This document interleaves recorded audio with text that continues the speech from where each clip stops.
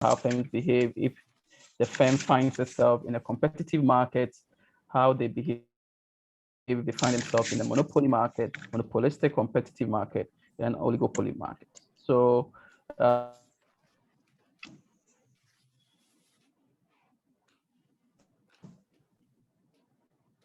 it is like individual consumer demand. These are all micro level issues. Okay, in 2 sessions or the sessions that we have.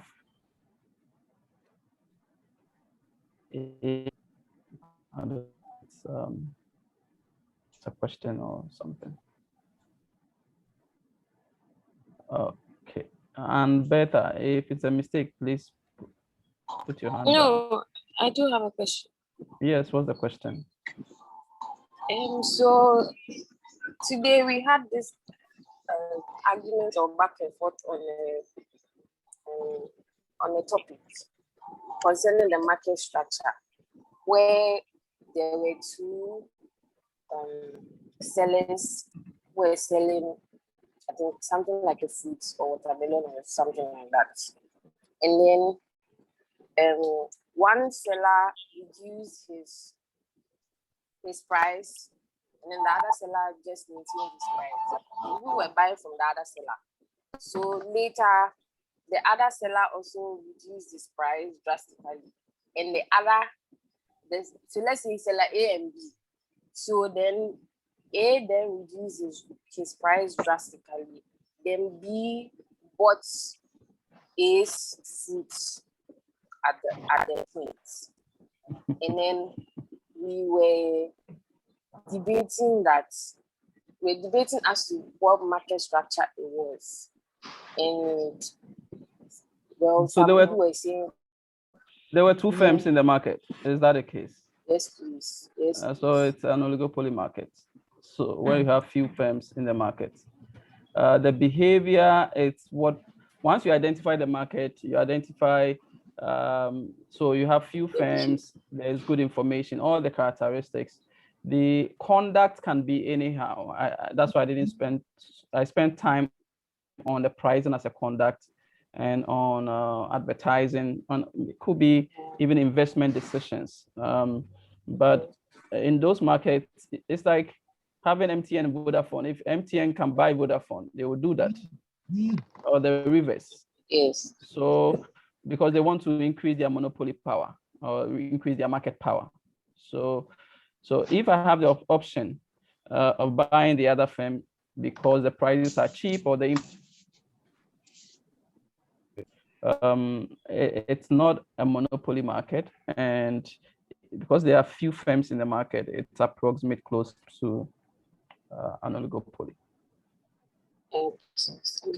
Because some people were saying it's looking like a perfect competitive market, and it's also looking like in the short run it's a perfect competitive market, but in the long run it becomes a monopolistic market, a monopoly market. That's what the argument was about. In the long run, if the other firm manages to buy the other one and the other one exits the market, then it becomes pure monopoly. That is monopoly. Say, thank you, say, because after you bought the product, after you bought the firm, he increased the prices. He just increased the price. Yes. That's what the monopolist will do. It's like it's a rational thing to do, right? So sir, yeah. That was the action. I think you guys didn't sleep. You guys didn't sleep last night. The video is a short clip. If we can share the screen. A short clip. Please, we are behind the other group in Macro. I know you guys are excited. I'll be happy, but let me do.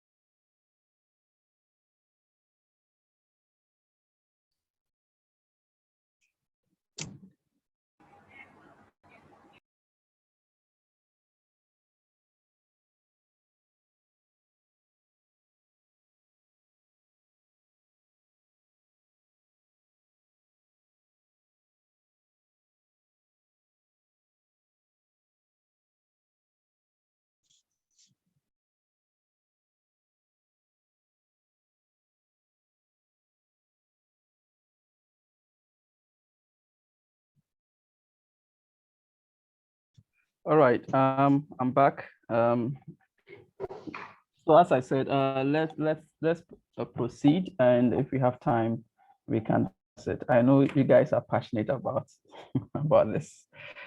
Okay, so we have time for that. Let me. Is it in the person was co-host? Okay, you are back as co-host. All right. So as I said, we've looked at the structure of the market, how the structure of the market impacts the behavior of firms in the market. And the example that you guys gave, it's a spot on. So if you have few firms, I want to be the only firm, okay, because then I have market power. And I don't mind, I can reduce the price to zero, and at a lower price, you cannot sell because your average cost to be so high that you cannot sell at a price close to zero, and therefore you'll be forced to leave the market. The moment you leave the market, I will take losses in the short term, in the short run, because I am reducing the price. But the moment you leave the market, I just double the price and recoup all losses. Okay, and once you leave the market, sometimes it's very difficult to come back. So then the firm acts like a monopolist.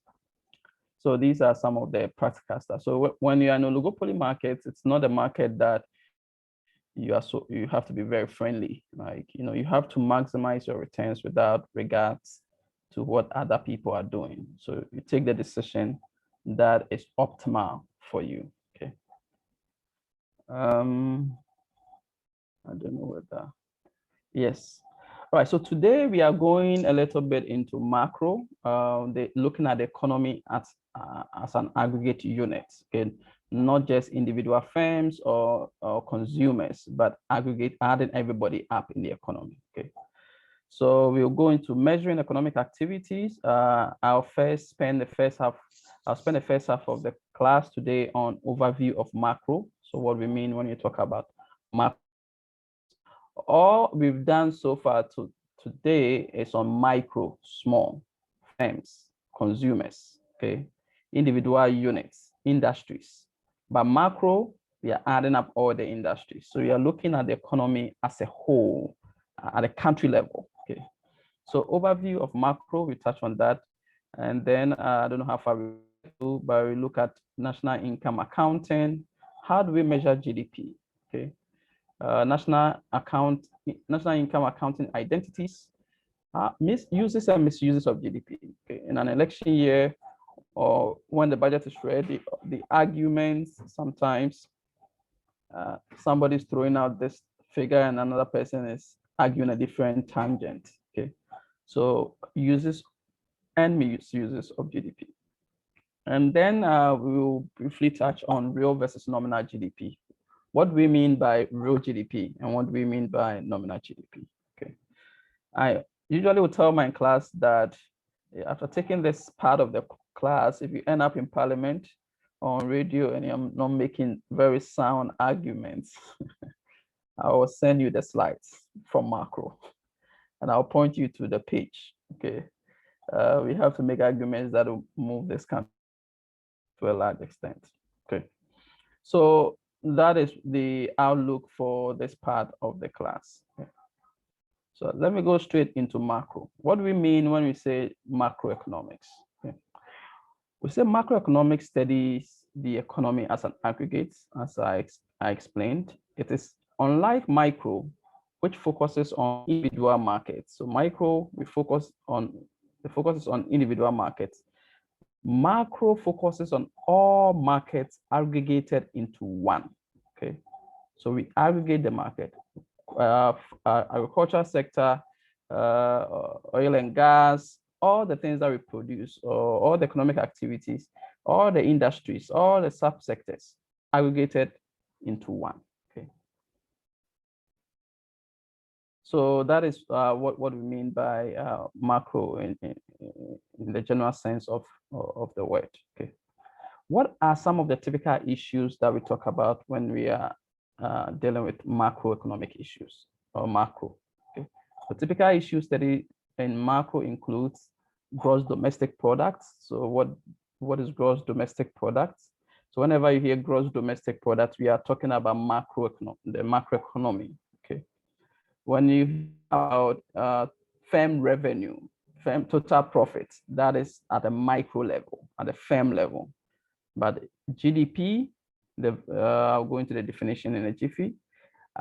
Employment, the level of employment or unemployment in the economy. Okay, so at the macro, a lot of students will be graduating this year, and the numbers are going to increase, those who are coming out, and it's going to increase the level of unemployment in the country. Okay, if we don't expand the economic base to absorb them, then it's going to lead to high levels of unemployment. Okay, so that is macro level, or macro level variable. Inflation and interest rates are all macro. Okay. At the firm level or at the micro level, we'll be talking about price of food, price of fuel, all that. At the macro level, you'll be talking about the general price level, which is the inflation. Okay, changes in the general price level. And I like the market women for this. They will say, oh, things are hard. Okay, it's not just that one thing is expensive in the market, which will be micro, but they are saying that things are hard in the economy. It's macro, and that reflects in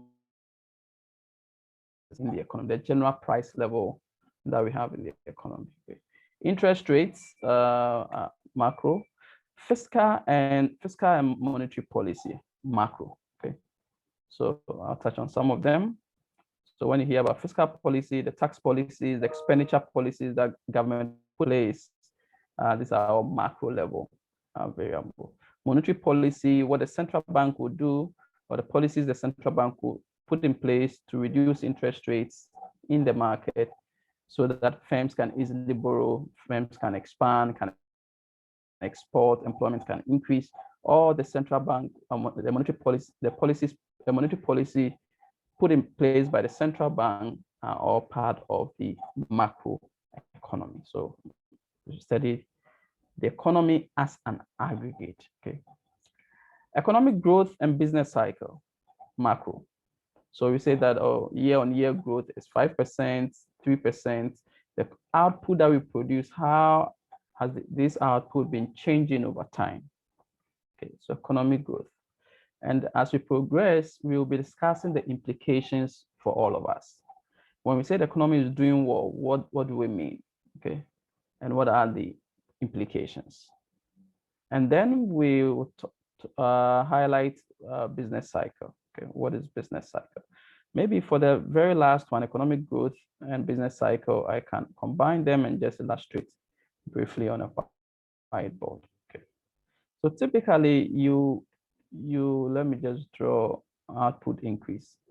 So economic growth, you expecting that the output that the country is producing, you're expecting an increase in the output. Okay, so if the output increases, okay, let me clean this. This doesn't look too good. Okay. So when output increases, there are periods where output increases, and there are periods where output falls. Okay, and there are periods where output increases again. Sometimes the increase is very high. Other times the fall is really deep. Okay, you have like a long recession. Okay, I can put a graph, put it in a complete graph. Okay, so just try and follow. Okay, so the economy can go through cycles, and that's what we are calling the business cycles. There are periods where output increases. Okay, so we are producing more in simple language before we get into the details of that. So the economy is producing more, we are exporting more, output increases. Okay, and there are periods where we are not doing so well. Okay, output falls, and if you go into a long decline for a long time, you enter into a recession. Okay, huge. Okay, what are the implications? If the economy is doing very well, it means that we are producing a lot, we're exporting a lot, then unemployment will fall, right? So as the economy output increases, you expect employment to increase, okay, or unemployment to fall. Let me just use employ. Okay, expect employment to increase. So increase employment.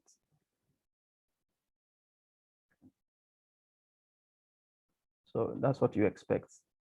As output increases, you won't expect employment to increase. But if Ghana is not producing a lot of output and the year-on-year output is falling, then you expect that this year, okay, unemployment to increase.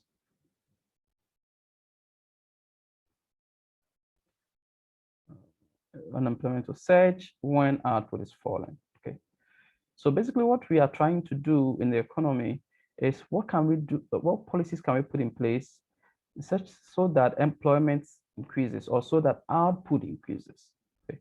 Because the implications are huge.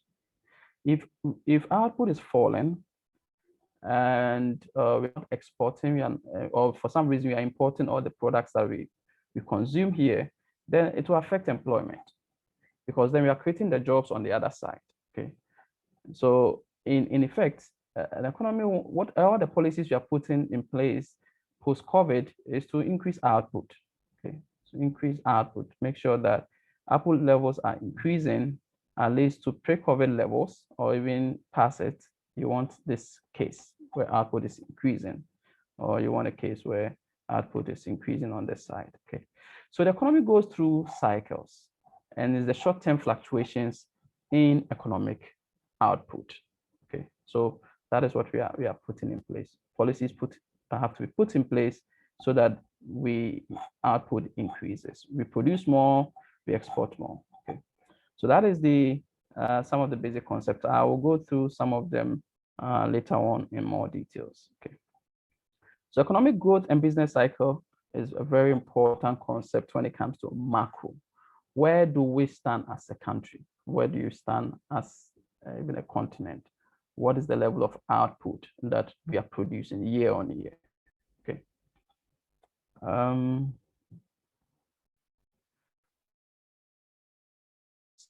Managers, one, have to study macroeconomics. One, to understand the impact of government policy. Okay. If you become a CEO or you're a CEO of a company, you cannot sit there as a CEO just enjoying everybody saluting you. Yes, sir. Yes, sir. Madam, madam. Okay. You need to understand that changes any policy, can be policy on the monetary side or the fiscal side, they have effect on you. Okay. The budget was read. A lot of policy changes were suggested. If you're a CEO, you should already be putting in place policy, putting in place structures to deal with the policy changes. So understand the impact of government policy. If it's announced on radio, don't sit there unconcerned that, oh, what is macro or this big English. Okay, they can just collapse your business if you don't keep an eye on these policies and then begin to put in the right strategies to withstand them. Okay, so understand the impact of government policies. The Monetary Policy Committee, the central bank has a Monetary Policy Committee, and they meet once a month, and then they decide the direction of monetary policy. A particular era where I won't say that we are out of the woods yet in terms of COVID, but where we want to kind of increase output in the economy. What should be the direction of monetary policy? Should we reduce the policy rate or should we increase the policy rate? So the monetary policy rate, they set a direction. So if you reduce the monetary policy rate, then you are trying to influence all the rates in the market. Okay, you want to reduce the rates in the market. So it means that you want to reduce the cost of borrowing for the average person. If you increase the policy rate, then you want to make it a bit difficult for people to get access to funds. Okay? And therefore, the monetary policy tools can be used to influence the economy, okay, to some extent. And you want to reduce rates. Right now, we want higher output or growth in the economy. And for that reason, interest rates have to come down. Okay? When interest rates are low, firms can easily borrow and they can easily invest. Okay, so that is the direction. You have to try to push it down. Okay, and if inflation is getting out of hand, then you don't want a lot of money in circulation, and for that reason, you increase the policy rate. Okay, We'll go into the dynamics of all that, how to stabilize the economic, how to incentivize production at the same time, putting some control in the level of inflation in the economy. So understand that if the policy rate is increased, then it's going to be highly difficult to get access to loans or at a cheaper rate. Okay? Whilst if the policy rate is reduced, then the idea is trying to lower lending rates in the market. Okay. I don't know whether any of you work in a bank, and what is, if I need a loan today, what rate will I get on average from a bank? You can raise your hand or mute yourself. Just let me have a, yes, Marks. 6. Hello. 26. 26%. Yes, please. Fine, even for an African country, okay, it's still high within the sub-region. So think of it. If I live in Ghana and I have a brilliant idea, Bismarck, yes, is there a follow-up? So it's a question, but please, if you finish, then I'll ask. Okay. So if I live in Ghana and I have a brilliant idea and I want to start a business and I need a loan and I'm going to get it above 25%, I will second guess myself whether this idea is even a good idea, right? If I live in the States or North America where the interest rate is close to 1%, even if I don't have ideas, I'll have ideas, right? So it's not surprising people tend to take a lot of risk in those settings because the rates are not so high. But if I take a loan here, $1 million, and the rate is at close to 25, 26%, that is really high. And to think about it broadly, looking at the fact that we've gone into this African Continental Free Trade Agreement, if in other countries, if they can get loans at a much cheaper rate, they'll be more competitive than us and all that. So it's important that we become very competitive even on the monetary policy side, okay, so that we can get people actually investing and exporting and increasing the output that we produce. Okay. Yes, Bismarck. Yeah, I can ask you a question. Yes, sir. Thank you, sir.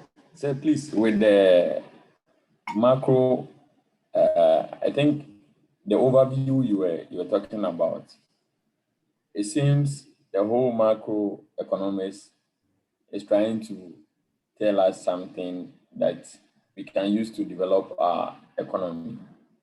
But it seems there's nothing like that happening in our country here. Looking at our unemployment issues, we are not planning on any, like we don't have any long-term plan which is going to increase our output for unemployment also to decrease, for employment to also increase. And why is it that we learn the economics just in class and we don't perform it outside? Well, most of our leaders have been in the economics department. Some of them are, some of them tell themselves, oh, and even when they are on radio, they say, oh, we are from University of Ghana economics department and all those stuff. But most of the argument they do, I think, is just on personal basis. I don't know whether it's a political influence or something, but if you can throw more light on that, I don't know where to start from. This is a big question. It goes to the heart of the question: why are some countries rich and some countries poor? Okay, it goes to the core of that. Whether or not, I think we have for development plans, we are not lacking development plans. I think my good friends in NDPC will tell you that we have very good development plans. The unemployment problem, I think we are all part of it. Okay, from a personal point of view, I think we are all part of it. How do we reduce unemployment? You have to create more jobs. How do we create more jobs? You have to produce, and if we, China is creating a lot of jobs right now. Okay, the average person working in a factory in China doesn't need a first degree to work in a factory. You don't need it. Okay, in fact, in certain countries, I remember when I went for grad school, the Canadians always ask me, what is your problem? Why do you have a master's and you want to go again for another school? You can get a job. You don't need so many degrees to get a job because the jobs are there for you to get. So I told them that you don't know where I'm coming from. You 1 degree, you'll struggle. You see, demanding a lot of the Chinese products. We are all demanding foreign goods. We sit in Ghana and status is so important to us. The type of cars we drive, the type of clothing we wear, like, so it's insane the way we value foreign goods. And it gives us so much status that this person will sit in China and produce the goods, and we are creating all the jobs on that end because of our taste and preferences. So we are all part. I will not say policymakers alone or somebody who is speaking on radio or whatever. It doesn't know. We are all parts. Look at how, if you've traveled to Germany before, the first time I went to Germany, I asked all my German friends, where are the Mercedes? Right. They are all using small cars and they are okay, but all the Mercedes and the high level shipped to developing countries. And if they can produce a high value car, the average person working in the factory there earns over 50,000 euros. So they are creating the jobs on their end, and we are buying. So we are all part, but definitely government has a role to play. Okay, right? In providing that environment for, if I have an idea that I want to start a business, you employ 4 people, I employ 4, another person employs 10, then it will come down. But if not, we will be talking about these issues in 50 years. That is the only way out. Producing, okay. We are selling cocoa and we are buying all the machines and everything from outside.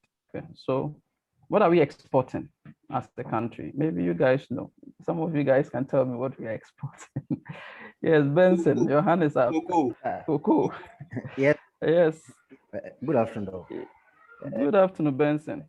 I wanted to make a contribution to side with your submissions. Yes, please go ahead. It's through unemployment issues, we are all part, because even some of the private men have the muscle to create jobs for the citizens. But the citizens, our attitude and our behaviors. The person will create a job, he will put us there. We go there, we work, then we collapse the job. Our loyaltiness to the work. It's insane. And it's a very huge problem to the nation. And it's not only in private businesses, in government businesses, you ask people working there, blah, blah, it's not your mother's business, it's this, it's not for the family. So the little jobs which is there, we are collapsing it. How can we add more? So it is, I think it is more or less attitudinal problem to the nation than creating. It's part of it. It's definitely part of it. If you go to Europe or North America and you say you are working for 8 hours, you are really working for 8 hours, like non-stop, right? But you go to the rural area and try to create a job there, they'll think that you have money and you want to waste it. Like, they will steal the things and sell.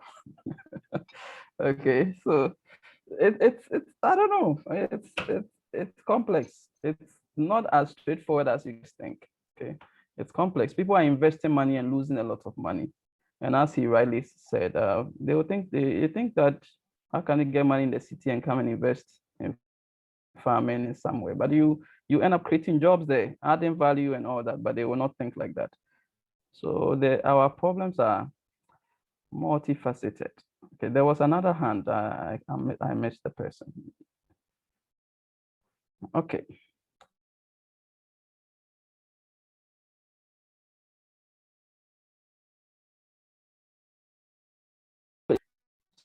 So have to support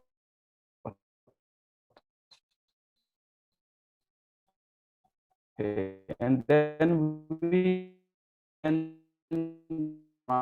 it collapse. You know, the attitude that he mentioned, or cross your leg somewhere, and if somebody is going to buy something, you are madam. Okay, the work ethics is completely different. The productivity levels, if you ask a day how many units of a product a Chinese is producing, and a day how many units of a product a Ghanaian worker is producing, the productivity gaps are huge. So we are all part. We all have to find a way of trying to solve this problem. We will discuss some of these things as the class progresses. So policy impact of government policy is key. Impact of exchange rate movements. If you are a CEO or manager, you need to understand that exchange rate fluctuations can affect you, right?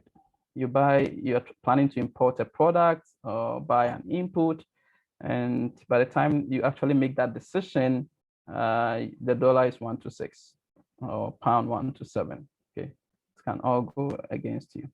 So these are some of the issues that we have. Okay. So that is a very important part. Impact of exchange rate movement, interest rate fluctuations and cost of borrowing. So we know that interest rate fluctuations don't help us. 60, even 20% interest is so high. So what are people going to do? If I want to start a business, then I have to save, right? Micro savings. And I will not have so much money to go into the high investment that I want to go in. And because I'm going to low end investment, my ability to create jobs is limited, okay? Because I can't go to the bank for 25%, 26%, okay, or some years 30%, okay? So these are, they affect the cost of borrowing. And putting policies, or there are policy structures that increases the cost of borrowing, it's obviously going to affect the ability for people to borrow and start businesses or even continue with their businesses. So if you're not careful, you're going to see a lot of shutdowns in the economy. All right, financial markets and investors respond to macroeconomic news. Investors respond to macroeconomic news. If I'm going to invest in a high inflation environment, I have to be careful, okay? So I need to think, is it worth putting my money in the economy? What are the expected returns? What is the news? Political news, but like political instability or can affect investor confidence. So a whole lot of things are going on that we need to keep an eye over to increase our competitive edge as a country. Okay, I've touched on some of them, but broadly, you have two main issues in macro. Long-run economic growth, which I showed with the business cycle. What determines long-run per capita income? What determines the average income in the country? What are the factors that drives the average income in the country? Why are some countries rich and some countries poor? If it was in a live class, I will ask you guys, then we debate it. Maybe I can open it up for some few inputs. Why are some countries rich and others poor? Anybody, you can raise your hand. What do you think? Yes, I'll take Benson first, and then I'll take Steven. Yes, Benson, go ahead. Okay. I think it is because of the human capital issue and their contribution and their turnout than thinking of maybe natural resources and others. So Benson is talking about human capital. Let me take Steven and then Theophilus. Steven, Ajay. Yeah, in the same vein, that was my thought, that putting it into consideration, I think it is basically based on human capital and then the availability of natural resources and how the country is being able to manage it or utilize it very well. Yeah. Theophilus, come in. I would base mine on the attitudes of the individuals and the way we prioritize religion and how we practice it. It's also one. Okay, Bismarck, let's pick up a few. Mine will go to the institutions. Institutions. Yes, institutions. If a country has a very strong institutions and laws backing those institutions, I think those countries will be richer than the other way around. So institution to the level of corruption and all that in the country. So if you put in the right policies, Abdul, Ibrahim. Okay, I was going to mention corruption and mismanagement. Corruption and mismanagement. So you can be putting in all the policies, but the end, if it's a corruption endemic country, you're in trouble. Jamal, and then Atio, any dimensions? So mine will be based on the policies that each country is running and how they empower institutions, either public institutions and private institutions, how they empower them to stand. We can use Kantanka as an example, whereby he's producing cars. But the question we will ask ourselves, how much is the government or the big men in our country who are inspiring them to increase or to continue doing the good work they are doing? And after all that, the citizens too, their taste for the product that they have been consuming also is factor to it. So there are a lot of things that play. There are a lot of things, and then how they conduct researches. Some like more into what scientific researches, into technology and all those things. The maximum, the weight that they put on the and all those things also depend. Let me just do a follow-up on that before I come to Renee and Jamel. Just like what he was rightly saying, that one, whether we allow research to inform policy making is one. You can do all the studies, but if policymakers don't value it, then it will not be applied. In certain countries, policymakers will actually come and put money into research so that it can be used. So it's linked to what's going to be used. Taste and preferences, you rightly said, when the Chinese started making mobile phones, nobody would buy Chinese phones. It's like you'll be shy of buying a Chinese phone, right? But as they continue to develop, they improve the technology, and now they are doing well.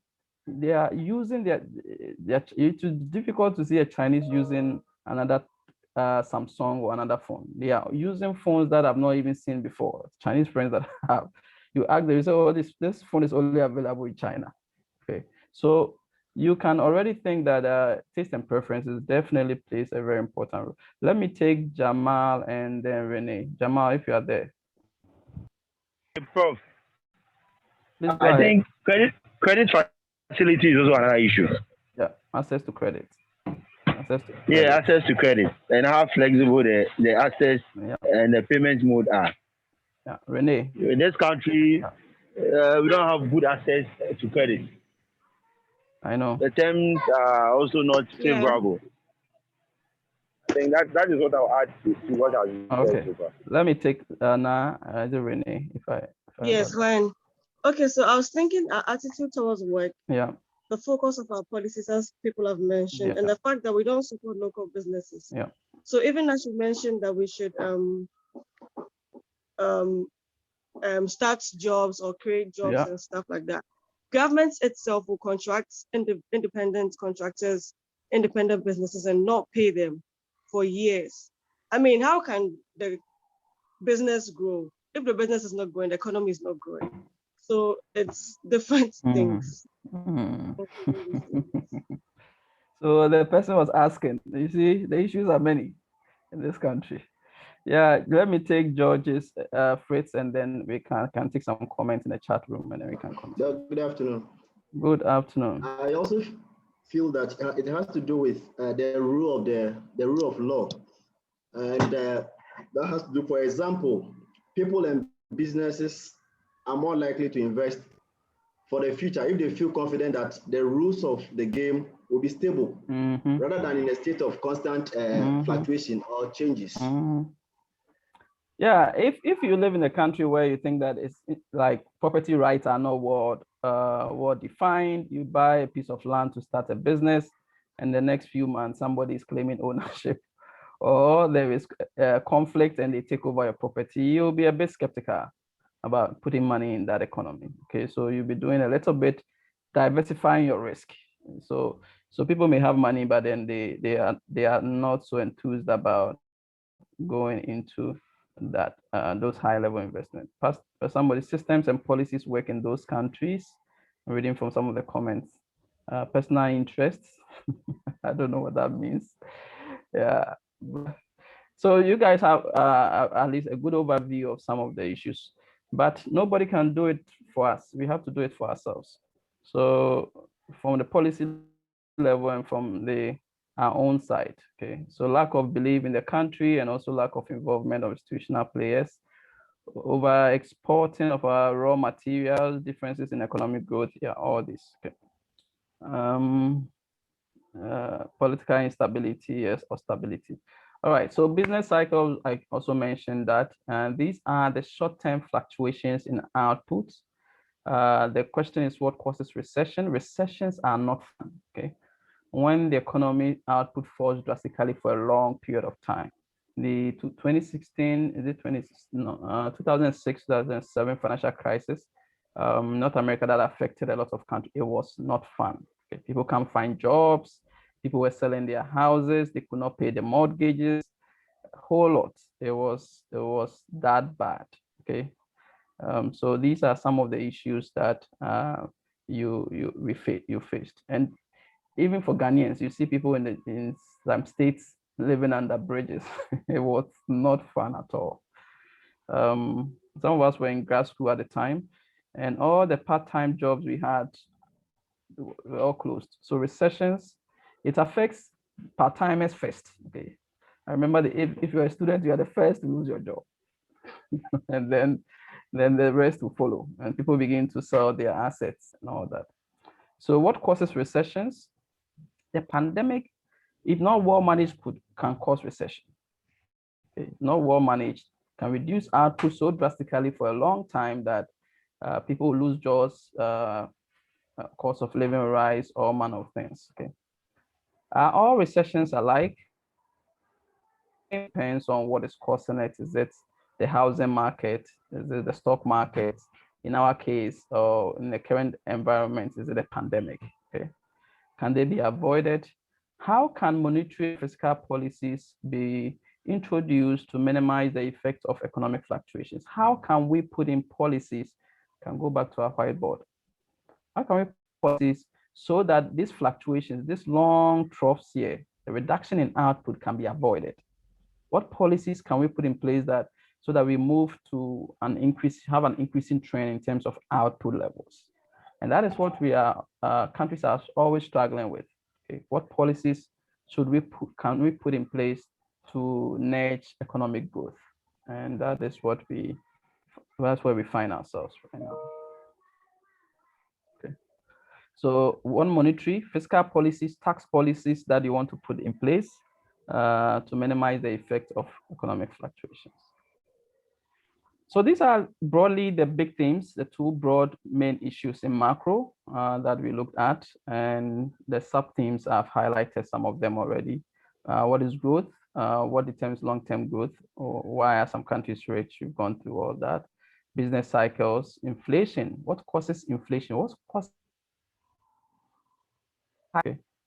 So you can already think about these things. I have a session, I think, at the end of the semester where I will go into the drivers of inflation and all that. Okay. So, but for even from the first class, you should know that prices can be, if people have a lot of money, it can drive up prices. If you get a salary increase 50% or 100%, and I also get 100%, we all have money and we are all shopping from Accra Mall, prices in Accra Mall will rise. Okay. And so on the demand side, this can happen. On the supply side, firms can just reduce output. If firms are not producing a lot, prices will also rise, right? So you go to the shops and there's no tomatoes. the few tomatoes that you find, they will sell it at a higher price. Okay. So both demand and supply side factors can drive up higher prices. So you need to put in policies so that output can increase and to reduce prices, and also to put some kind of control on the amount of money that is in circulation. Okay. So inflation, what causes it? We'll spend some time later on to go into that. Why do we care? We all have to care. So the cost of living can be very high in high inflation environments. Okay. Monetary and fiscal policy, I've talked about them. Financial market, why do financial market response to macroeconomic news? All right, let's build up the basic concepts very well. Okay, so set up and let's work through some of the basic concepts. The structure, the foundation has to be very strong for you to analyze these things. So what is GDP?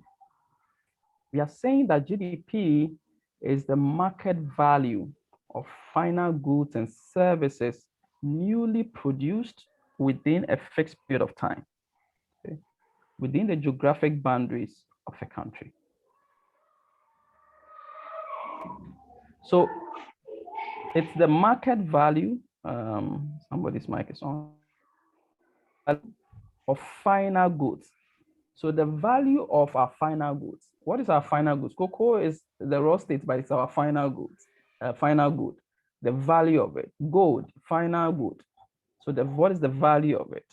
Okay, the market value of final goods and services that are newly produced within a fixed period of time, typically within a year. So the GDP for 2021 on the GDP for 2020 within the year, okay, within the geographic boundaries of a country. So within Ghana, within Togo GDP, Nigeria GDP. Okay, so what is the value? Basically, what is the value, market value of the things that we produce in Ghana compared to the value of the things that Chinese people produce or China produces? The value of the things India is producing or Nigeria is producing. What is the value? Okay, and already you can think that the value of the things you are producing is linked to the employment within your country, and it's also linked to the income levels within the country.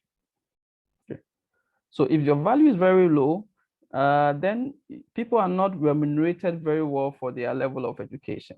Okay. If somebody has like maybe 2 master's degrees or so, but then he's not getting a job because the value of the goods that are being produced are not so high, or is getting a salary of 500 Ghana or something. Okay, and the value, while somebody has a high school certificate and is earning a lot. It's very common in the US and in Canada that you meet people, they don't have any degree, but they are earning so much. Okay, and that is why maybe some of you have cousins there, they don't need a master's. Like they are earning close to 100,000 a year. They don't need a master's. Okay. In fact, somebody did the analysis for me. Say, oh, Edward, you after a master's, if you earn 60,000 with a master's degree, with a first degree, with a master's, maybe you just earn an additional 10. So why are you stressing yourself for all this additional 10? And on top of that, you are paying tuition fee. So this is the setting, the value that is produced by the Australian economy compared to the value that is produced in the Norwegian economy, for example. Norway is a very interesting country, right? There are not so many, but the value of their final goods and services is so high, okay? So high. And their main, like oil, they manage their oil resources so well that they are able to even give out free employment support, like give employment support, okay? So that by definition, you should keep this in mind when we talk about GDP, the market value of final goods and services newly produced within a fixed period of time within the geographic boundaries of a country. The second basic concept that we will look at, we talk about here is unemployment. What is unemployment? Okay, or the number of unemployed people. Okay. We are saying that is the number of people who are available for work and actively looking for work but cannot find a job. Okay. So strictly, when you are going by the indicator, the unemployment rate or the unemployment in a country, it's the number of people in the country who are available for work, so if they get a job, they will do it. They are available to work, and they are actively seeking work. But they just simply cannot find a job. That is, so if I am not actively seeking work by the strict definition, then I'm not part of the unemployed or even the labor force, because I'm not actively seeking work. Okay. A lot of the cases, policy, especially in developing countries, if you are a government and you are focused on the strict definition that people have to be available for work and they be actively looking for work, you may be underestimating the level of unemployment in your country. Okay. So you may find the strict indicator is fine. So we say, okay, the unemployment rate is 4.5 or that, it's fine. But a lot of people are unhappy in the economy because maybe they've been seeking work for forever and they are not finding, so they have stopped actively looking. Okay. So from the political economy level, you should not just be content with a strict indicator that the person is no longer actively seeking work. So you are not counting him as part of the unemployed. But strictly, if you are not actively seeking work, you are not part of the unemployed. Maybe you are just tired of working. Okay, so you just took off. Okay, so that is the strict definition. Therefore, the unemployment rate is the fraction of the labor force that does not have a job. So that proportion of labor force without a job or any form of employment gives you the unemployment rate, meaning that the number of unemployed people divided by the number of people in the labor force gives you the unemployment rate. Okay. The unemployment rate is not the number of people who are unemployed divided by the population. Okay, not the population, because not everybody in the population is looking for work. Okay. So it's the people in the labor force. Okay. And some countries have close to full employment. Everybody who is available for work and actively seeking work has some work to do. Okay. Some countries do have that. And others, you're actively seeking, but it's just not working out. Okay. So yeah. So these are the two concepts that so far you should keep in mind: GDP, unemployment. And a follow-up to the unemployment is the unemployment rate. Any question?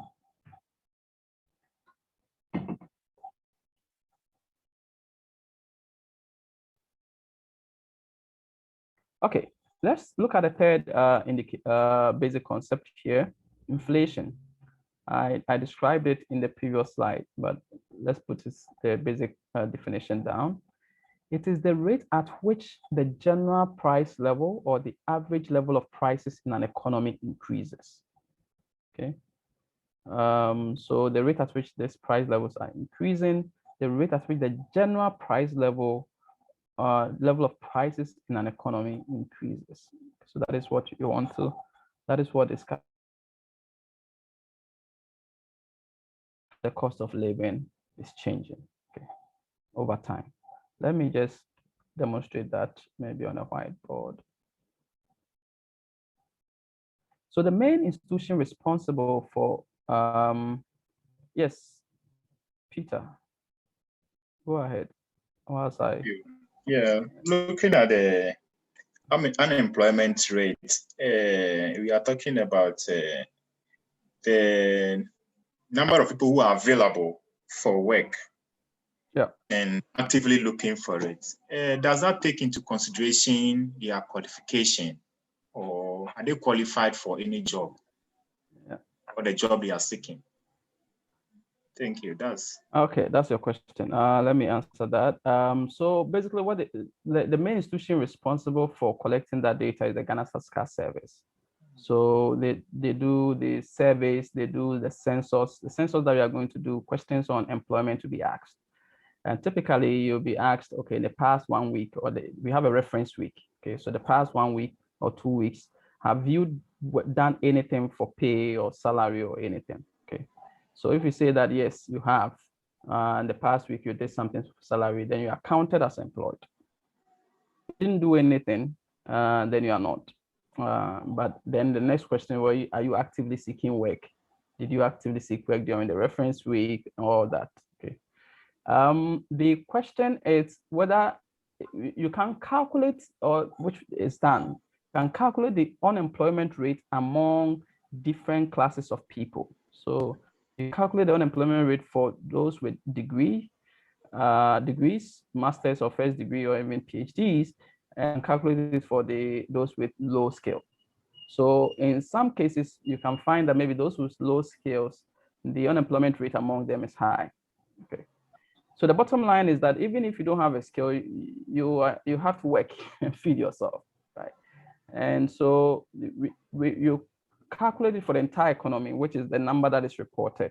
But there is a breakdown number for different classes of people. So for among women, the level of unemployment among women, among men, among people with degrees, among people, so all manner of people, that indicator is measured for them. So yeah, it's not just combining, the survey is done at the aggregate level, but the analysis is done at the disaggregated level also.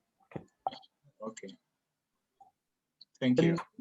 Any question, follow up? Let me see the comment that I have. Okay. That's underemployment. Yes, underemployment is another indicator. So this is not a labor market class, so I didn't want to go into all the details. So there are some people, they are underemployed, and some people, they have job mismatch.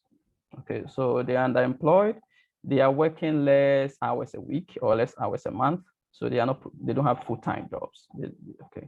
And there are people like maybe they have a medical degree, but then they are working in a different field, or they have an accounting degree and they are working as a secretary or selling by the roadside. So skills mismatch, and that cannot. So that's what I'm saying, that the strict indicator saying that the unemployment rate is 5% is not the whole story. Okay.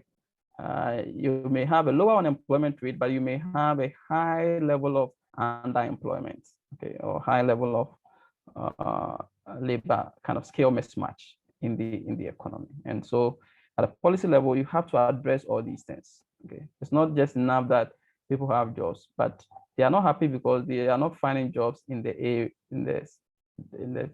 area that they studied. Okay. So that can be the case. It's the calculation of the general idea behind inflation, and then can go on. So as I said, the Ghana Fiscal Service, they are responsible for collecting the data both on unemployment and also on inflation. So inflation, typically every country has like a basket of goods and services. And this basket of goods and services are typically the items in the basket are the things that we will consume. Okay. So the price of fuel, the price of cassava, the price of items, fish, school fees, textbooks, trotro, everything, gas, data, everything that we consume will be in this basket. Okay. And they have a number of like barometer markets where they'll go and collect the prices. They'll do that like weekly and monthly. Okay. So let's say February, they went around and then they'll compute the price of the basket. Okay.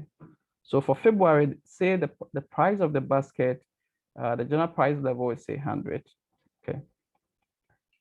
In March, they will do the same thing, go around and ask for the price of these items, the same items that are in the basket. Okay. So you go around and ask for the same, the price of the same items in the basket. So all the things that are very important to the typical Ghanaian, the cost of electricity, water, and all that. Okay. Let's say after doing that, the cost of the basket for March was 120 in terms of price level. At a later point, we will actually do the calculation. This is just to give you guys the background. Okay. How much has the cost of the basket increased? Anybody? In percentage terms. How much has the cost of the basket increased from February to March? Are you guys there? Yeah, hello. Erika. Yes. Yeah, yeah. Yes, Yes, sir, we are here. 20%. So the price 20%. Okay. So inflation has increased by 20. The level of inflation in the economy is 20%. The price levels have increased by 20%. And this is where the market women say things are hard because the cost of the basket in March, so this is month inflation. Okay, so you are comparing the current month to that of the previous month. And then you can do year-on-year inflation. Okay, so that is the general idea behind the inflation level. Okay, and maybe before I move on, the price level may increase for the entire basket, but for certain things, it could be possible that it may be possible that the price have reduced. So some items the price will increase, for some items the price will be the same, for some items the price will reduce, but the average is the price level that is measured at the end. And then you compare the price levels between the two periods to get the inflation. Okay, so that is what we are saying, that inflation is the rate at which the general price level of the general or average level of prices in an economy increases. Okay.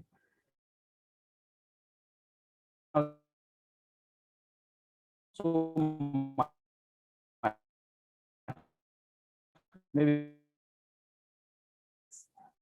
or have very high levels of inflation and come back and it's in the sense that it's high levels of inflation. Okay, like there's always some years ago.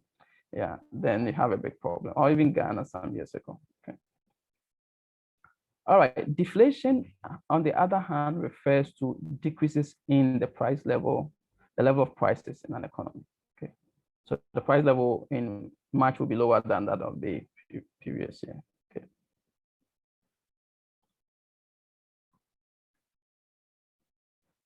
Still on basic concepts, I've talked about business cycle, refers to the short run contraction. So far we've talked about GDP, unemployment, inflation. Okay. Business cycle, I've already gone through that, refers to the short run contraction. So the economy contracts, reduce outputs, and expansion, the output levels expand. Okay, you're on the upper trajectory. Okay. And it refers to the cycle of recessions and recoveries. So the troughs are the recessions, and then you have recoveries. So now we are actually in a recovery mode. Okay.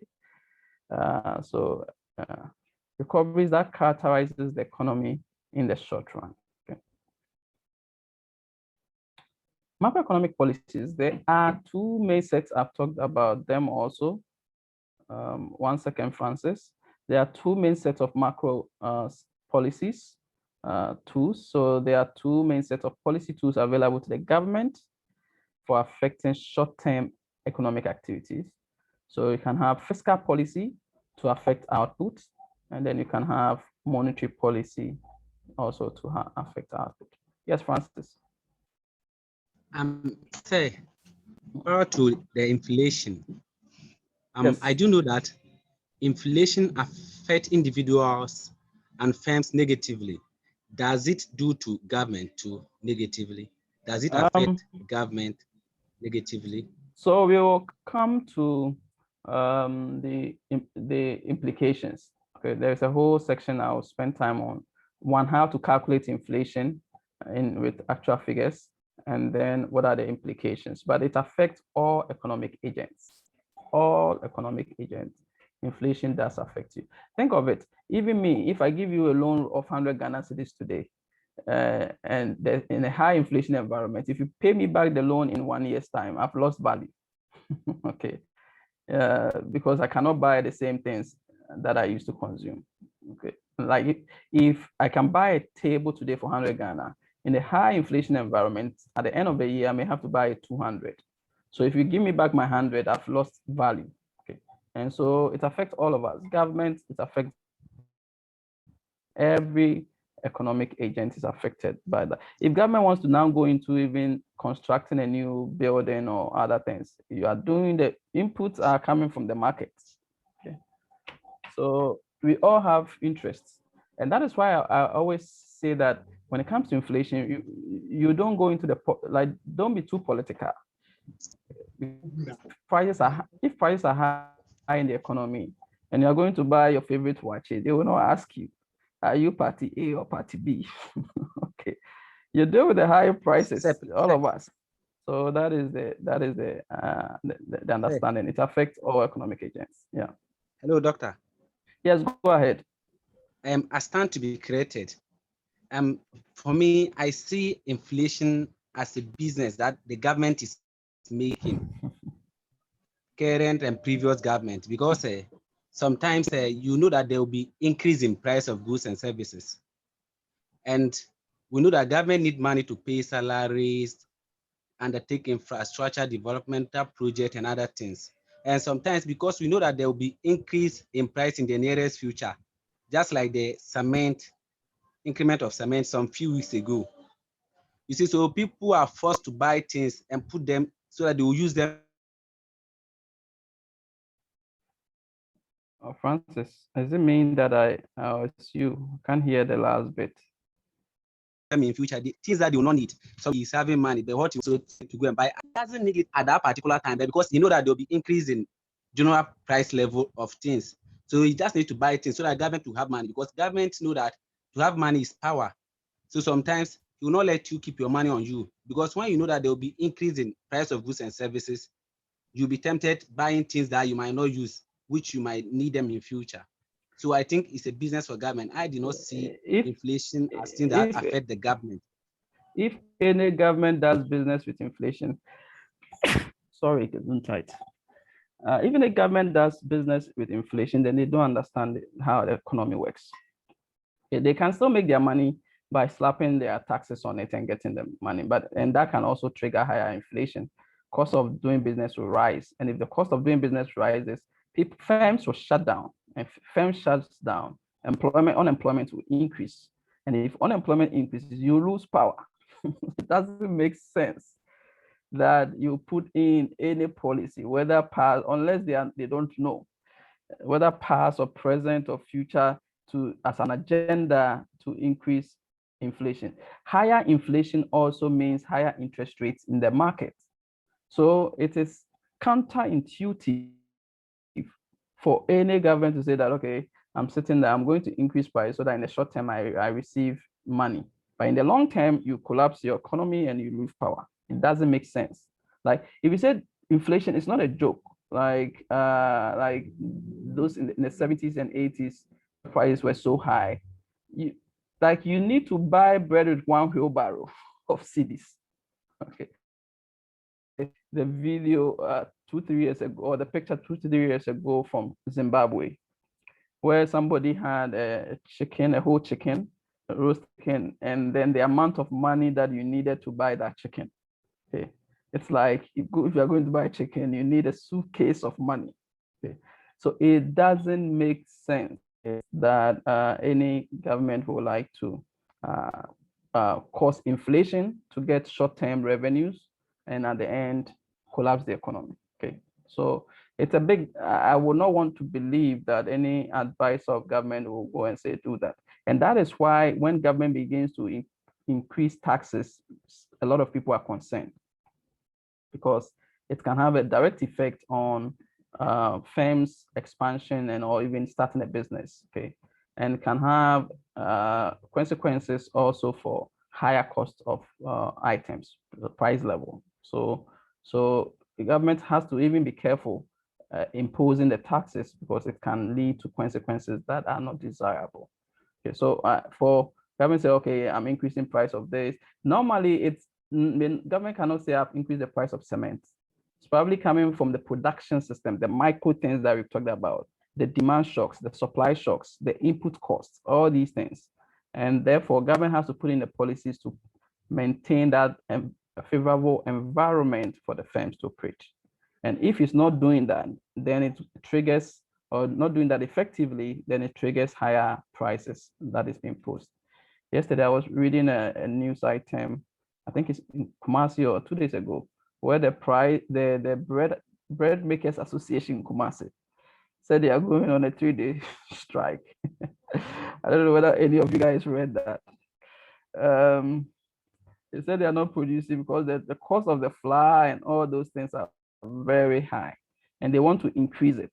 Okay, and they are very smart. I like their rationale. Okay, they are saying that it's not like we are just going to today increase the price, but we are going to stop production. So if they stop production for 3 days and you can't get bread, we'll bake the bread. You make your own bread. Yes. Then some of us who can't bake, we are in trouble. We have to come for. Ghanaians will substitute it to morning fufu instead of taking. Yeah, somebody in my house says that then we just eat buffets. So you can see that they are trying to create the shortage, and then people will desire it and they'll be willing to pay because they want to increase it, but they are also afraid that if they increase it instantaneously, people will just move away. So create it, and then you can't find it, and then you pay for it. Christmas time, similar thing happened to eggs. You could not find the inputs. Okay, so these are some of the things. Okay, so government has to put in their policies. Fiscal policy refers to the use of government spending. So how government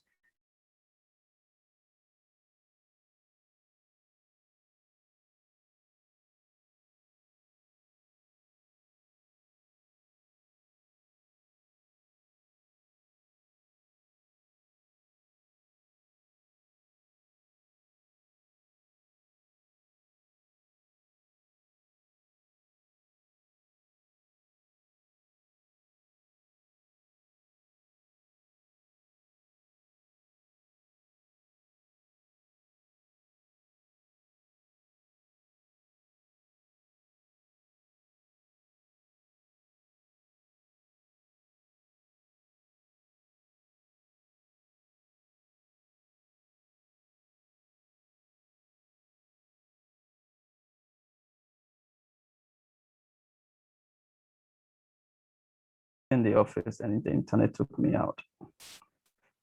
All right. So let's continue. So fiscal policy, we said, refers to the use of government spending and taxes to affect the economic activities. So government can say that let me reduce taxes for small businesses so that they have a lot of and they can invest in their business, they can expand, they can export, they can employ. Okay. So government can say if you take on a fresh graduate from university, I'll reduce your marginal tax rate for you. Okay. So how do we use fiscal policy to influence economic activity? And the monetary policy changes in the money supply that are used to affect the level of economic activity or control the rate of inflation. Okay. So the monetary policy can impact economic activity. It means that if you put in policies to reduce interest rates, firms can easily borrow and invest. The economy output should expected to increase. But if you reduce the interest rate also so much, and people just borrow the money and just consume without going into productive activities, inflation will rise. So how do you change the amount of money in circulation in such a way that economic activity increases, but at the same time, inflation is under control? Okay. So that is a very tricky activity, a tricky task.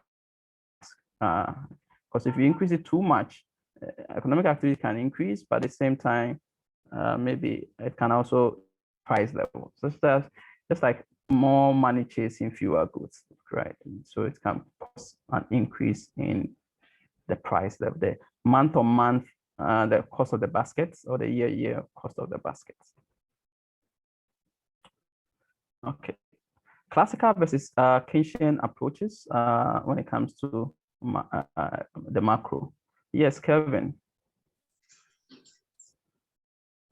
Go ahead. Go ahead. My network went off a little bit, so I couldn't get the fiscal policy, the explanation of the fiscal policy. It's not you alone, no, me to my network. Yeah.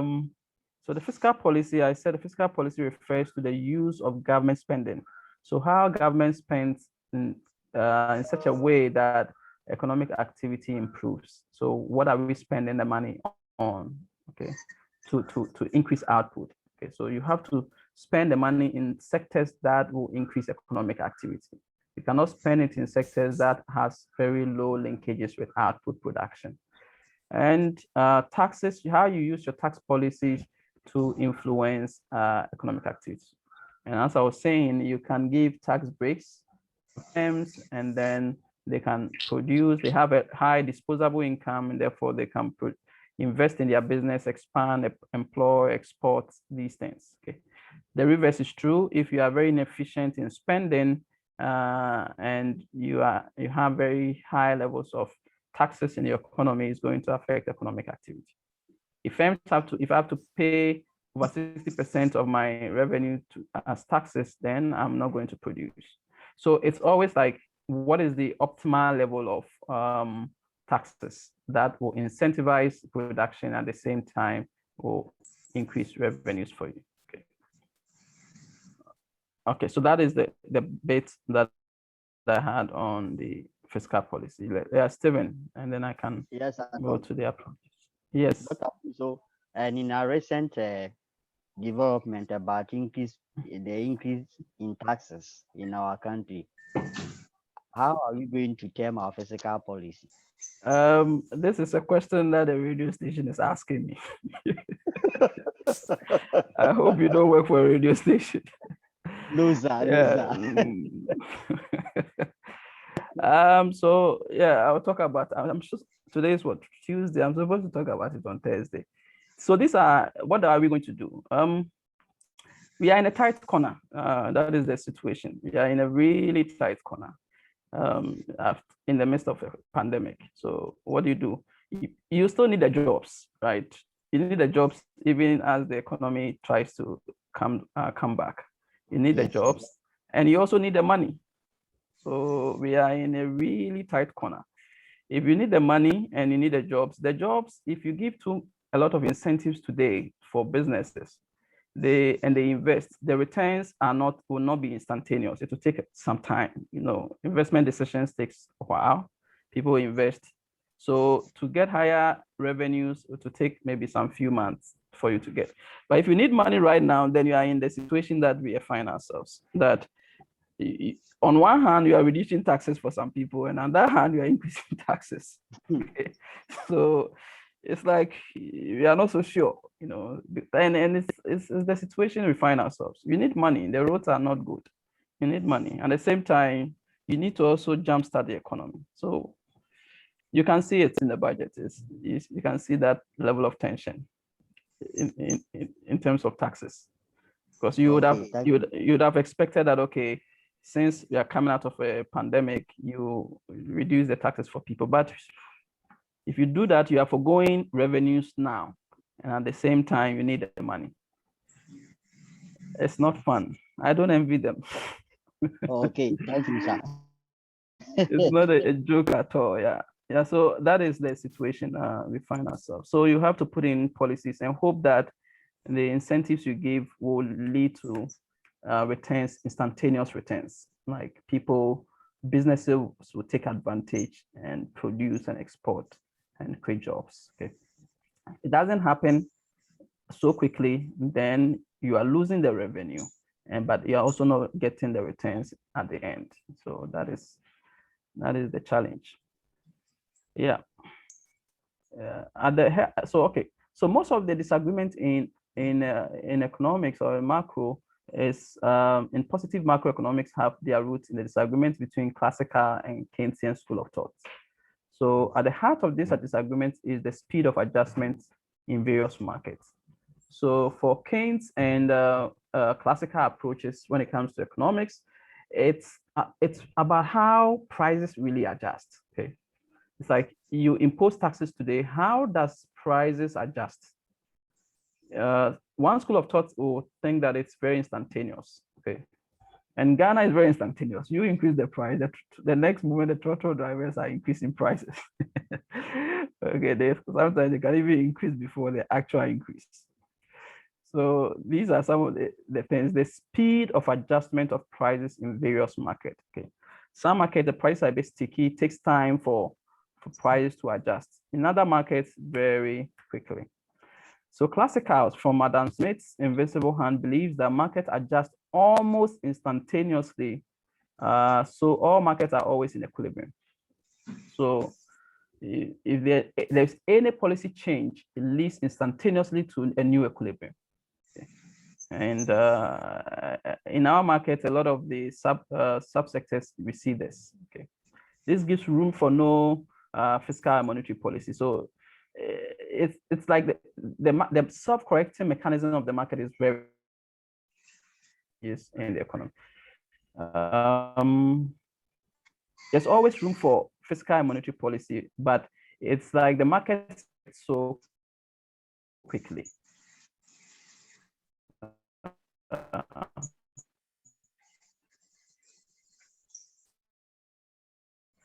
Time, and that is why in the long run, that's why there's so much room that policies have to change and correct this equilibrium. Okay, because of not all markets adjust so quickly. And that part that we always say, in the long run we are all dead.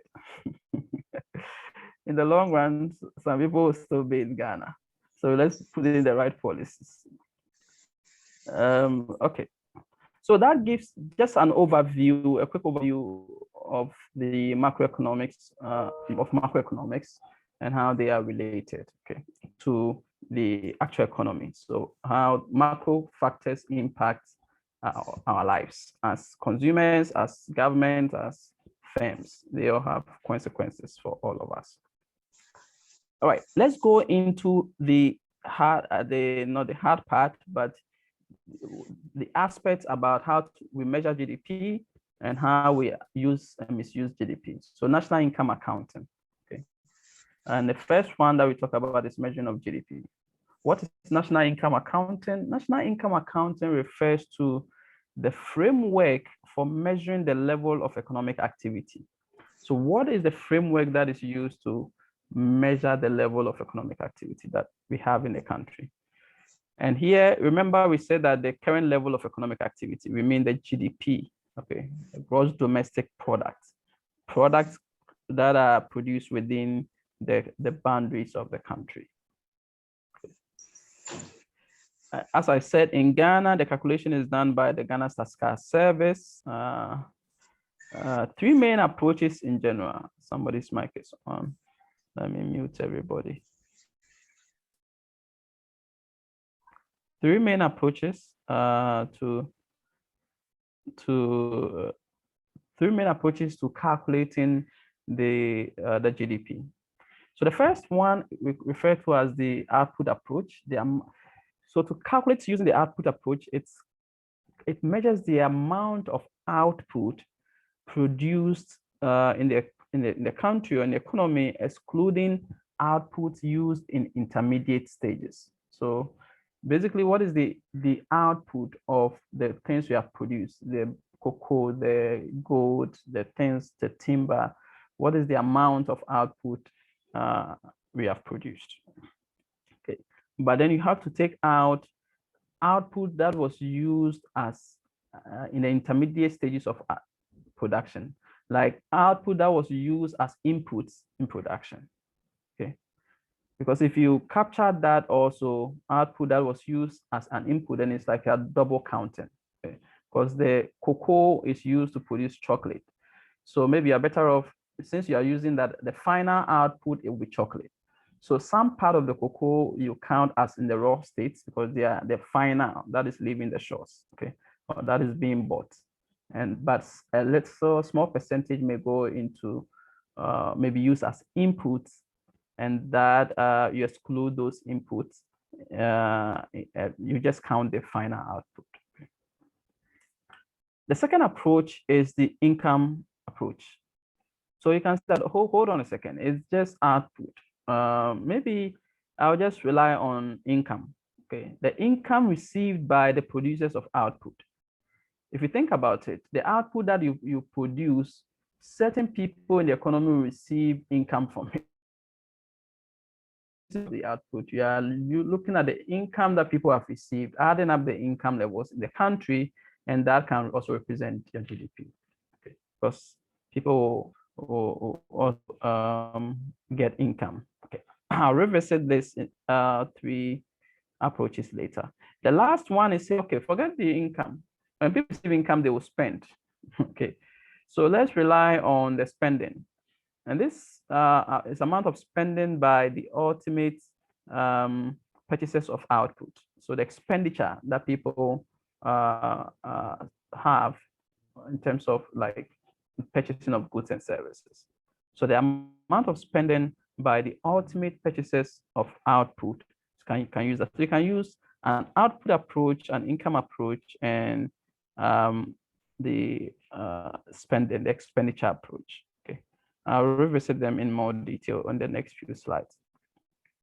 I've already defined GDP. So we define GDP as the market value of final goods and services newly produced within the boundaries of the economy of the country.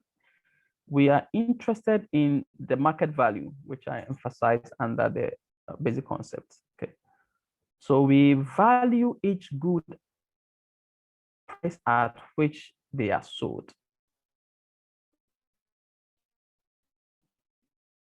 Okay. Okay, and is the CD we are receiving. Okay, so it's not like kilogram of output per se. It's the value that we get, the CD that we get from all the items that we produce. Okay, we convert physical quantities therefore into CDs. Okay, so that is the value, and that is what I was explaining before. So the Germans will be converting their cars into value. Okay, so and that is like one car equals to 20,000 euros or 30,000 euros. So that is the value they are getting, and then we will convert our 1 bag of cocoa. I don't know how much they pay us in terms of a unit. Okay, so it's important that, so you can already tell that your market values will be high if the items that you are producing have high value. Okay. High value in your country, by high value also to the rest of the world. Okay, because the rest of the world are demanding our products, and we are also demanding products from the rest of the world. Okay, so it's important that we sell to the rest of the world high value products. We are also interested in final goods only. As I said, we exclude intermediate goods and services. Okay.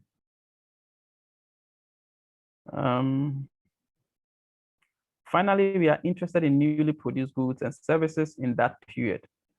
Purchases of goods and services produced in the previous period are excluded. So the GDP for 2021 output produced in 2021. The 3 approaches are highlighted here, and why the 3 approaches are the same, or in theory should be the same, are also highlighted. Okay, the first one, the output approach, can also be referred to as the product approach. It measures the economic activity by adding up the market value of all newly produced goods and services to avoid double counting. Also compute economic activity by adding up value at every stage. So it can also be considered addition. So at every stage, what is the additional value that is? So measure economic activities that we are used. Just like the first approach is more like the definition that we have. The income approach measures GDP by summing up all incomes received by factors of production, as I explained. And the income, we are looking at the wages and salary of workers, rents that are paid to fixed assets. So if I have a warehouse that I'm renting out, the income that I receive from that fixed asset, it's also captured as part of the income approach. Okay, profits received by business owners, interest accrued to capital, these are all part of income that is captured. Okay, the expenditure approach measures GDP by adding all spending by ultimate users of final output. Okay. So households expenditure by households, firms, government, and foreigners are all added. So the total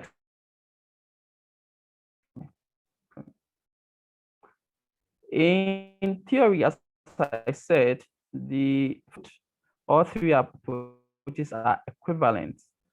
Total income equals total production equals total expenditures. Okay. So income equals to expenditure. Sellers of the total output receive, okay, as income, or those who are selling the cocoa, what they receive as income must equal to what buyers spend on the item. Okay.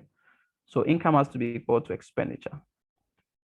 Production equals to expenditure. The market value of total output equals the amount spent on it also. And then the last one, income equals to production. The market value of production should equal what is paid to factors of production. Okay.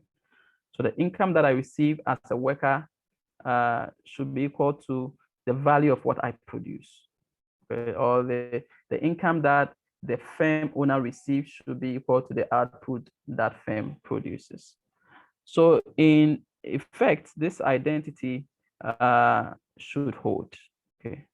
There are a lot of cases where it may not hold, maybe the inefficiencies, like if I'm using a pure, I'm counting the actual goods and products and services, and some of them go bad, for example.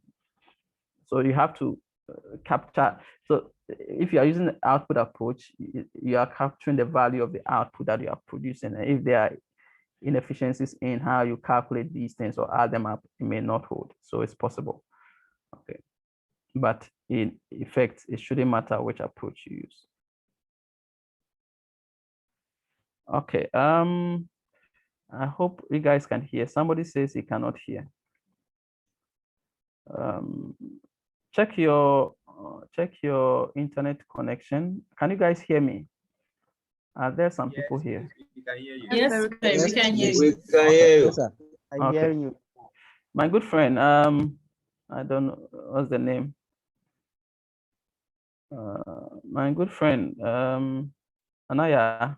Yes, Anaya, please check your connection. When you're enjoying class, then the internet is messing up.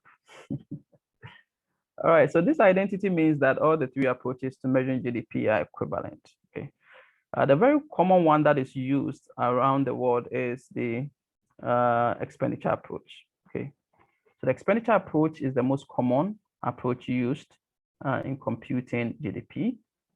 And the expenditure approach sums up four main sources of expenditure on GDP. Okay, so the four main sources are consumption. So the GDP, the value of final goods and services in the economy is equal to, which is Y. Here, Y. So Y is the GDP. Okay, and somebody's mic. Please mute yourself.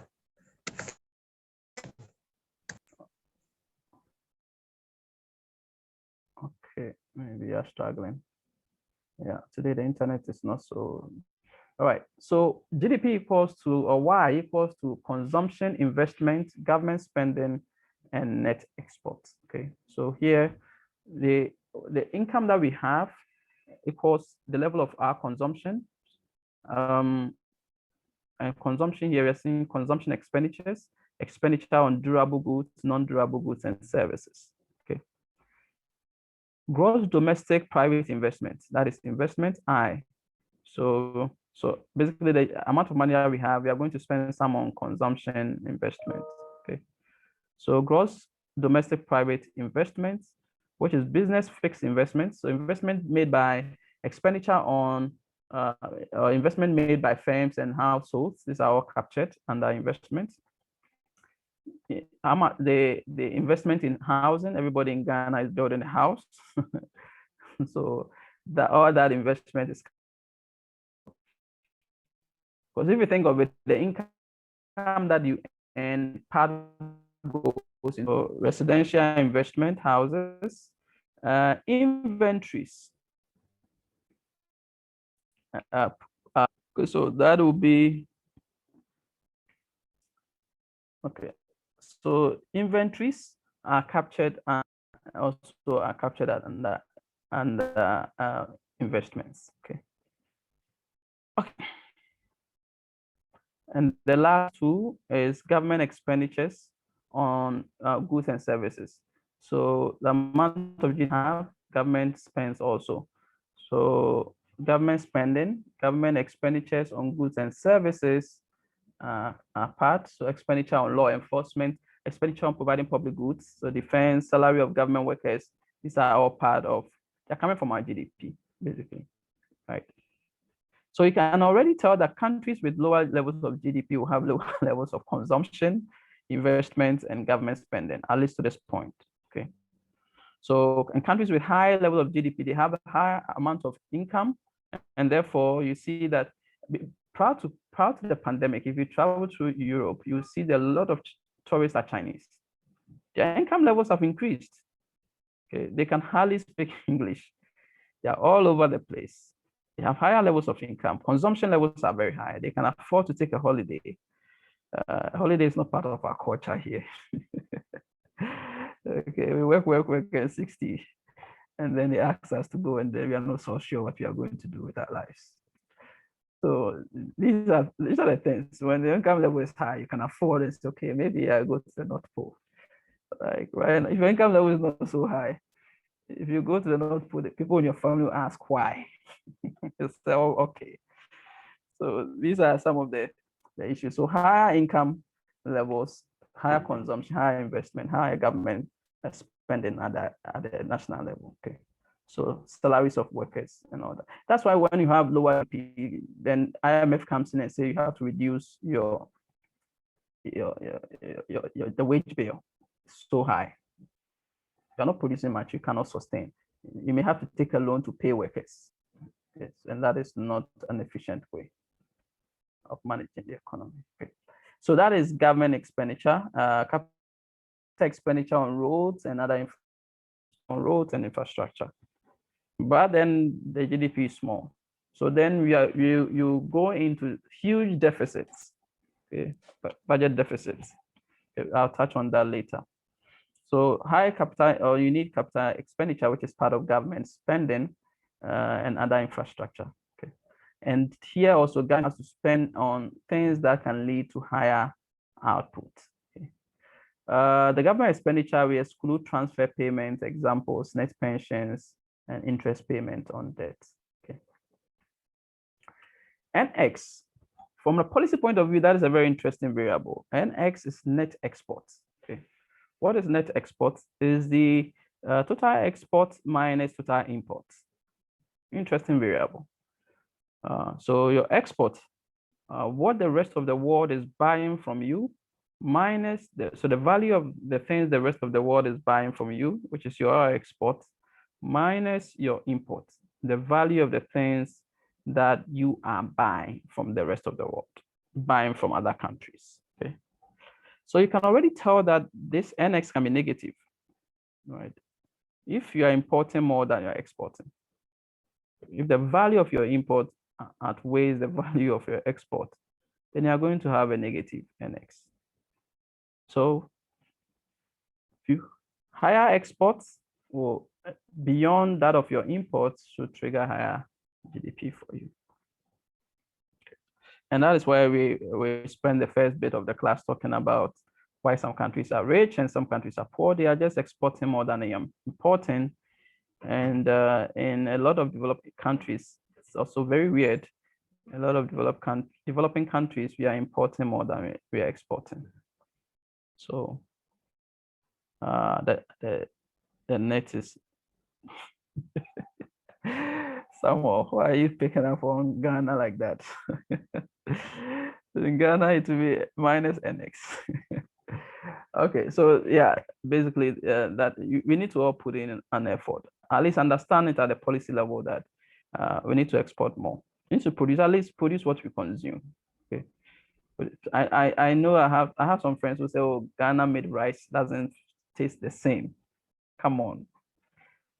If we go try to purchase this Ghana-made rice. They will buy machines, they will improve, just like the Chinese did with their mobile phones, right? But if you're all sitting there giving the excuses that they are this and that, and yeah, we are buying rice from Vietnam and Thailand. Go and see, look at their rice. It's a company. It's a huge business. They have accountants. They have finance people. They have people negotiating trade deals. Firms. They have their own clinics. They are creating jobs. But then we sit here and we are saying, Christmas, I got to know that there's so many rice brands in the market. Unbelievable. They all have female names. Auntie Mary, what is the name? Rosemary and all that. Cindy and Grace and all that. Okay. So these are the things. The value of our rice imports, huge.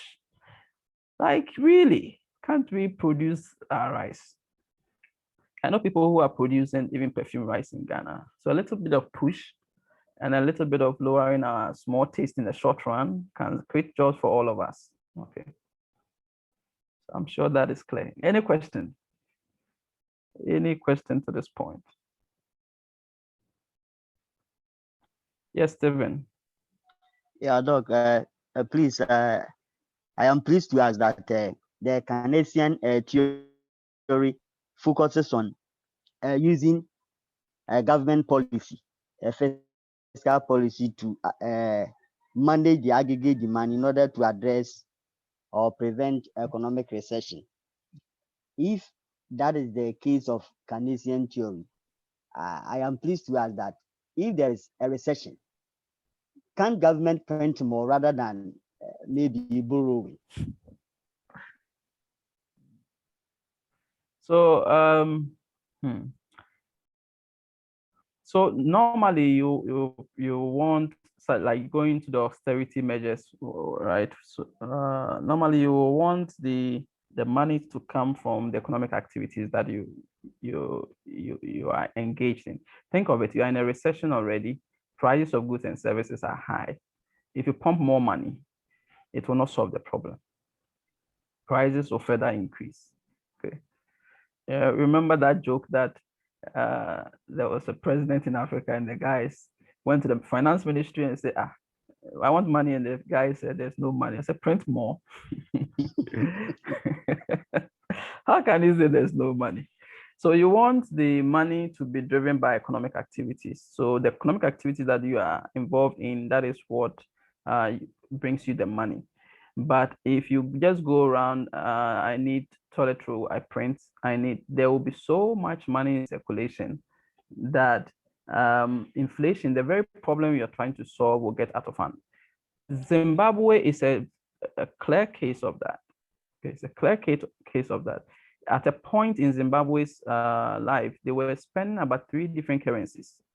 They had their own currency. They were spending the dollar, they were spending the yen, all in the same moment, because their currency lost so much value. Okay, so you will not want, right now prices are going up. You print more money in this setting right now, we are all in trouble. So there is an optimal level. You need to look at the extent, and you are not printing just the money so that people can just come and borrow and go and spend. Then we are all in trouble, right? So you are printing, even if you are printing, your printing will increase. People will get access to loans. So through the banking sector, people have access to money, they can invest, they can expand output, then the economy booms. But you don't go out there and just print money to solve your problem. We'll be in big trouble. Big trouble. Let's imagine. Then you're going to buy bread at 100 Ghana. And the moment you get onto that high inflation trajectory, it's very difficult to bring it down because of expectation. Okay. The moment prices begin to rise, people form expectation about higher prices going to the future. Okay. So now prices, last year I had a lower expectation in terms of inflation. And so when I was giving you a loan, I charged you a lower interest rate because I expected lower inflation. And then end of year, I realized that inflation was double digits, meaning that I have lost value. The money I gave you at a lower rate, I have lost. Come this year, if I'm giving you a loan again, I'm going to expect a higher inflation. So the moment you get onto that journey, inflation journey, it's very difficult to bring. Agents begin to expect higher inflation, and that can affect all of us. So managing the economy, it's not a joke. Okay, if one bad move, we are all going under the bus. Okay, so that is it. Maybe this will be a good point to end today's class. We will go into the other components, the GDP, and look at how this equation that we have here translates into what do you call it? Excess, budget deficits and current account deficits, and how do we solve these deficits in the economy? Okay, we'll go into that, and then we'll go into the uses and misuses of GDP. I hope we get a better internet next week. Class rep, what time does the class end? Is it 1:30 or I've forgotten, or 2 o'clock? Yes. 1:20. 1:20. Okay. 1:30. Yeah, somebody is asking why they politicize inflation. My brother or my sister have no clue. Why the politicians politicize inflation and the GDP info. So nobody is going to, somebody say country broke or country no broke. We are all in it, so we better do it well for ourselves and also for the next generation. Like, think of it, if the generation before us did it for us and we are producing so much and there were so many companies in Ghana, don't you think we will enjoy? So maybe we have to also do it so that those who are born in the 4 walls of Ghana in the next few decades, at least will have a better life than we did. So that's how countries are built, and creating the jobs. If you don't create the jobs, it's very difficult. Or produce is very, very difficult to solve any unemployment problem. Yeah, there are 2 hands. I'll take them and then we can end. Matilda and Jamal. Thank you, sir, for the opportunity. Please, I want to ask about the GDP when it's being calculated with the product approach. Please, you gave an example of the final value. I want to compare it to cocoa. Let's assume that we grow cocoa in Ghana and then we use it to produce chocolate in Ghana. Yeah. So when the statistical service is calculating the GDP, who takes the value? Is it the one who sold the cocoa or the one who created the chocolate? I like the way you put it. Okay, so you can, if the cocoa is used as an intermediate product, then you count the value of the final product, which will be the chocolate, the value of the final product. That was one way. Or you can say that, okay, you count the value addition at every stage. So at every stage, what is being added? So the differentials, you add them up. But it's the final product that you use. That's why we say you exclude the intermediate, use. For intermediate use, if you count the cocoa, which is now used as an input, and then you count the final product again, in terms of not the value addition, but the final value, then you are double counting. So, and the cocoa that we export, it's in its final stage already. So that is what we will count. And then the value addition for that one is taking place in, say, in Netherlands. And so they take on they gain from the value addition. The problem is that in most cases, the person adding value gets more than the person producing it. So that is where we are. That okay. Okay. Thank you. Please, I'm asking this because there has been an argument about the decline of the aggregate sector contribution to GDP. Yeah. And yes, some people have argued that it is normal that when a country is developing, the aggregate sector contribution will decline because it used to be like about 50%. It has declined to about 20%. So I think the share are also factors. the share, the sector share. Yeah, but at the end, you still want the sector's value to be high. And the share can be low because you are assuming that other sectors are doing very well. So if other sectors are doing very well and these sectors are solving the problem for us, then there's no problem, right? The problem is if the base is itself getting smaller and the share of the agri sector is even getting smaller in that small base, then there's a problem. Yeah, so is it normal that like when a country is developing, the agri sector's contribution to the GDP should decline? Let me put it this way. Like in very developed countries, you don't need 2 million people to produce the food, like 30% of the population to produce the food we consume because of mechanization and other things. So as the economy is booming, because of high, you're producing on large scale, they have large scale farms and all that. You don't need that big number of the population to go into raw production. So that is how you say it. And then if, for example, the Germans are producing food, obviously the share of agri industry are way higher, right? If we are and we are producing a lot of things, it makes sense that the value of that relative to the high value industrial products will be falling. Okay, so that will be the percentage, but you still have to look at the absolute values, whether they are improving or not. Okay. All right, thank you, sir. You are welcome, Matilda. Jama, and yes. Doc, yes, please. Yeah, I want to ask the effect of the use of foreign currency, counterfeit currencies in a country. Its effects on inflation and on the economy as well. We haven't gotten to exchange rate too, but yeah, it's not good for all of us. The counterfeit money, anything counterfeit, whether counterfeit CDs or counterfeit money, is still no good. Even counterfeit CDs, it just makes inflation, increases inflation. Like, think of it. If some boys are not working, but they have a lot of money, you go to like some neighborhoods, the house is going for $1 million, but somebody has bought it. So, and then the average price of houses are increasing, not because people are working hard, just because people are coming out with fake money and dubious forms of money. So prices will be very high. You go to the mall and the prices are high, but people are buying because they are not working like you and I are working. Okay.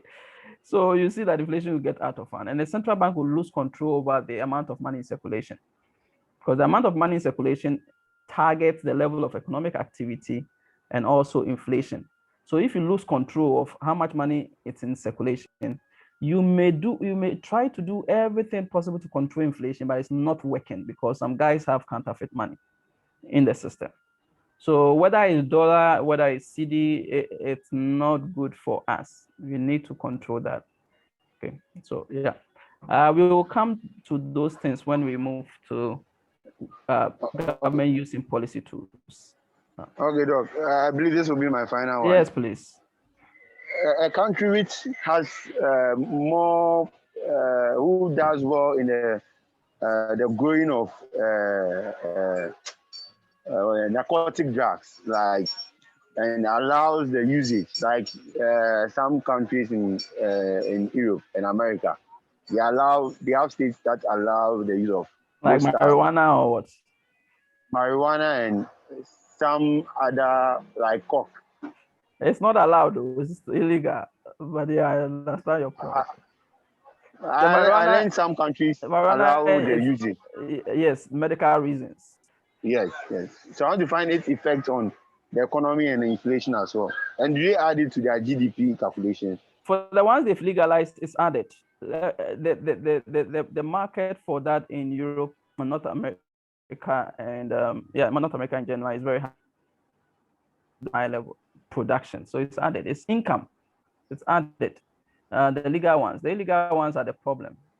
So that is where they are checking for illegal drugs and other things, because it creates this whole black economy that affect production and affect decisions like if you're a central bank and you don't put checks in place, people will be bringing like drag money into your country, which will collapse the value of your country, your currency in no time. Like Venezuela, those Latin American countries. Okay, if you have a lot of people bringing in drag money, which is not coming from productive activity, you see that the economy is not doing well, but some people have so much money. And then they can afford everything. So price levels are increasing, even though the output from the economy is so small. Okay, so yeah, they have consequences. And US will do everything to block the smuggling of drugs and all this into the economy, just to have some control over their system. But the legalized ones are added. Like I will go into some countries do not capture some economic activities. So you see that their GDP is smaller, right? So than others, but others they're able to capture all, like babysitting, like this marijuana you're talking about, prostitution in some countries, they pay taxes, pay as you earn. Okay, so they capture everything, but it's illegal here. So a lot of activities are not captured. So in that case, you may end up underestimating your GDP. All right. As the class is getting exciting, at some point you have to. Okay, let me take Francis and then end. Sir, please. I want to know, when it comes to national accounting, is it biased based on the approach or variable one uses? Because sometimes you see this politician deliberating on it.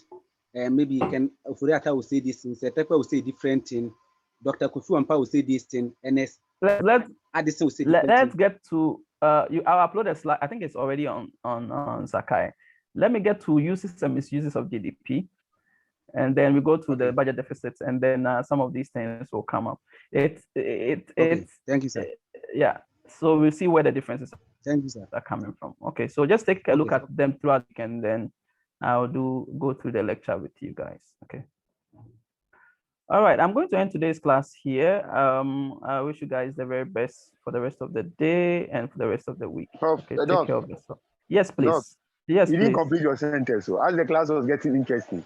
The class was getting interesting. What is the good news there? We have to end. That's what I mean. I thought maybe some good things for the boys. What is the good things? Maybe some tea, some coffee, some wine party. Oh. Yeah, I'm around your office. Yeah, around my office. Yes. Just tell me to come and take some tea. I'll come there right now. I'm a babysitter. I have to take people from. Sir, please, the format for the exams. Format of the exams. Let me check.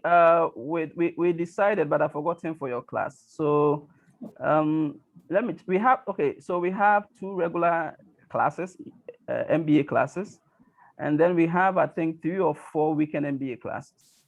So we made a decision, but I've forgotten for all the classes. So I have to check. We've submitted to the exam officer, so we have to see. I have to check. I will check and then let you guys know next week, or class rep can call me later. Okay. All right, thank you. All right. Okay, so those going to drink tea and coffee, I'll see you. I'll finish my tea. So I'll see you guys next week. Take care. Sir, please. Okay, same to you, bro.